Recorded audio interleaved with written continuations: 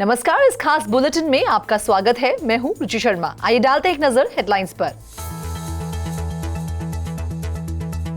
Fade बैठक के नतीजे से पहले क्रिप्टो करेंसी में गिरावट जारी। आईएमएफ ने कही क्रिप्टो को ग्लोबल रेगुलेटरी फ्रेमवर्क की सख्त जरूरत होने की बात। वॉयजर डिजिटल को $200 मिलियन मूल्य की क्रिप्टो करेंसी लौटाने जा रहा है अल्मेडा रिसर्च। A16Z ने वेब3 फ्रॉड प्रोटेक्शन स्टार्टअप सार्डीन के लिए लीड किया $51.5 million round. Crypto exchange Binance FTX ने वॉयजर को खरीदने के लिए लगाई $50 मिलियन की बोली। DeFi प्रोटोकॉल Coin98 ने लॉन्च किया native stablecoin CUSD। Colorado state taxes के लिए क्रिप्टो पेमेंट्स को कर रहा है स्वीकार।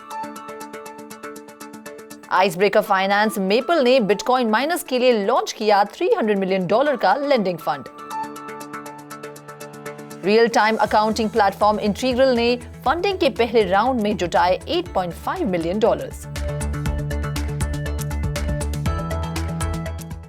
यूएस स्टॉक्स की लोअर क्लोजिंग को ट्रैक करते हुए क्रिप्टो करेंसी ने बुधवार को गिरावट देखी। वहीं बिटकॉइन ने $19,000 से नीचे ट्रेड किया।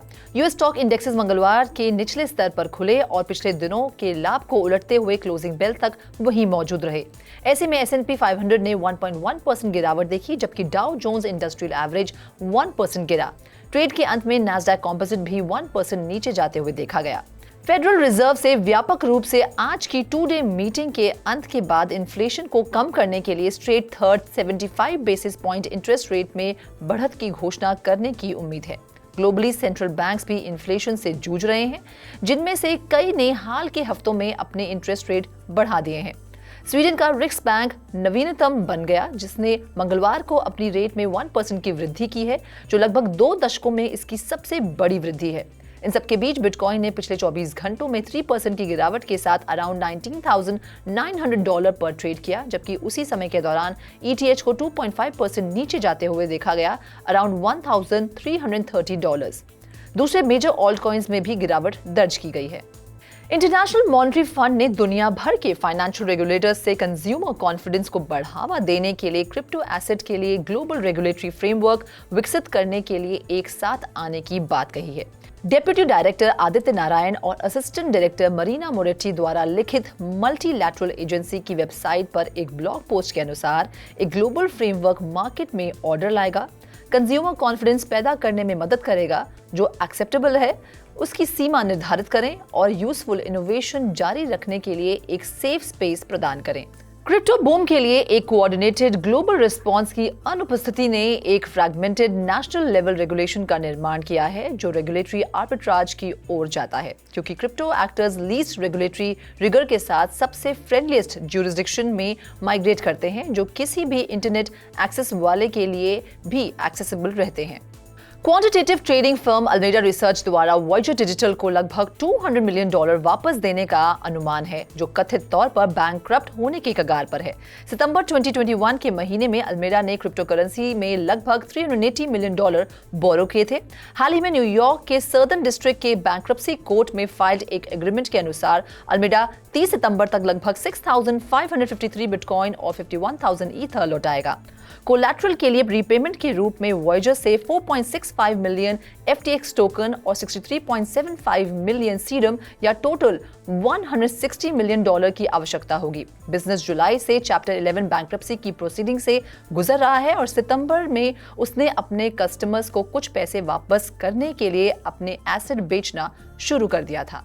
वेंचर कैपिटल फर्म एंडरसन हॉरोविट्ज ने सार्डीन के लिए $51.5 मिलियन के सीरीज बी फंडिंग राउंड को लीड किया है, जो फाइनेंशियल टेक्नोलॉजी और वेब3 कस्टमर्स के लिए एक real time fraud prevention product है। ऐसे में कैपिटल का इस्तेमाल प्रोडक्ट डेवलपमेंट और मार्केटिंग और सेल्स एफर्ट में तेजी लाने के लिए किया जाएगा। XYZ के साथ Nykaa partners, sound ventures, Activant capital, Visa, Google venture, Vikram Pandit, Eric Schmidt, NA ventures, ING ventures, consensus cross river digital ventures, alloy labs और यूनिस्वॉप लैब वेंचर्स के साथ कई अन्य एडिशनल इन्वेस्टर्स शामिल थे।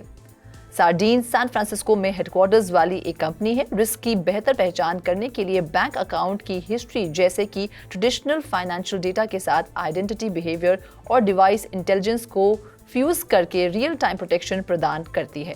वॉल स्ट्रीट जर्नल की एक रिपोर्ट के अनुसार क्रिप्टो करेंसी एक्सचेंजेस बाइनेंस और FTX हर एक ने bankrupt crypto lender Voyager digital की एसेट के लिए अराउंड $50 मिलियन की बोली की पेशकश की है। रिपोर्ट के अनुसार चैनपेंग जाओ ओन्ड बाइनेंस की मौजूदा बोली सैम बैंकमैन-फ्राइड ओन्ड FTX की तुलना में थोड़ी ज्यादा है। ऑक्शन के नतीजे 29 सितंबर तक घोषित होने की उम्मीद है। जुलाई 2022 में बैंक्रप्सी फाइल करने के समय वॉयजर ने कहा कि इसकी टोटल एसेट $5 बिलियन और टोटल लायबिलिटीज $4.9 बिलियन थी। डिसेंट्रलाइज्ड फाइनेंस प्लेटफॉर्म Coin98 ने अपने खुद के dollar pegged decentralised stable coin को अलग अलग चेन में वैल्यू मूव करने का एक तरीका बनने का एम रखता है। Coin98 जिसे CUSD भी कहा जाता है ने सोमवार को 3 blockchain Ethereum, BNB smart chain और सोलाना पर ट्रेड करना शुरू किया है। CUSD एक पूरी तरह से कोलैटरलाइज्ड स्टेबल कॉइन है जो सर्कल USDC और Coin98 रिजर्व और रखे बाइनेंस USD के जरिए इसके मूल्य का समर्थन करता है।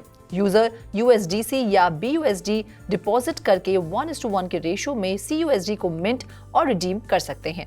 इनिशियल फेज में CUSD की सप्लाई $50 मिलियन पर सीमित की जाएगी। Reportedly DeFi heavy weights Curve और आवे अपने स्टेबल कॉइन प्रोजेक्ट्स पर काम कर रहे हैं। यूएस स्टेट कोलोराडो में रेजिडेंट्स अब अपने टैक्स पे करने के लिए क्रिप्टो करेंसी का उपयोग कर सकते हैं। पेमेंट करने के लिए पेपैल का उपयोग किया जा सकता है, लेकिन अभी तक कोलोराडो रेवेन्यू डिपार्टमेंट के अनुसार सिर्फ पर्सनल अकाउंट्स का उपयोग करने की अनुमति है। बिटकॉइन, ईथर, बिटकॉइन कैश और लाइटकॉइन सभी पेपैल द्वारा सपोर्टेड है। DOR वेबसाइट के अनुसार इस तरह का पेमेंट करने के लिए टोटल अमाउंट का $1 प्लस 1.83% चार्ज किया जाएगा। आइस ब्रेकर फाइनेंस और DeFi लेंडिंग प्लेटफॉर्म मेपल ने बिटकॉइन माइनर्स के लिए $300 मिलियन का फंड लॉन्च किया है। इस मूव का aim crypto currency mining companies को कैपिटल जुटाने में मदद करना है। नॉर्थ अमेरिका, कनाडा और ऑस्ट्रेलिया में ब्लू चिप बिटकॉइन माइनिंग और इंफ्रास्ट्रक्चर कंपनीज 15% से 20% तक की इंटरेस्ट रेट के साथ 12 से 18 मंथ्स के लिए पूल से लोन के लिए एलिजिबल होंगी। Real time accounting platform integral ने इलेक्ट्रिक कैपिटल के लीड में $8.5 मिलियन का फंडिंग राउंड क्लोज कर दिया। फंडिंग कंपनी के लिए पहली थी जिसका एम फाइनेंशियल डेटा को Web3 की दुनिया में लाना है। फंडिंग के इस राउंड में क्रिप्टो इंडस्ट्री के कुछ नोटेबल इन्वेस्टर्स शामिल हैं, जैसे कि कॉइनबेस के पूर्व chief technology officer Balaji Srinivasan, कलर जियोनॉमिक्स के co-founder Elad Gil, hustle fund, Mantis, Maple VC, Anchorage के फाउंडर डिएगो मोनिका और डैपर लैब्स के founder Roham Gharegozlou. Integral Web3 teams के लिए फाइनेंशियल मैनेजमेंट सॉफ्टवेयर बनाता है। कंपनी ने पिछले 5 महीनों में क्रिप्टो ट्रांजैक्शन में लगभग $5 बिलियन की प्रोसेस में मदद की है। इस खास बुलेटिन में फिलहाल इतना ही। आप देखते रहिए 3.0 TV।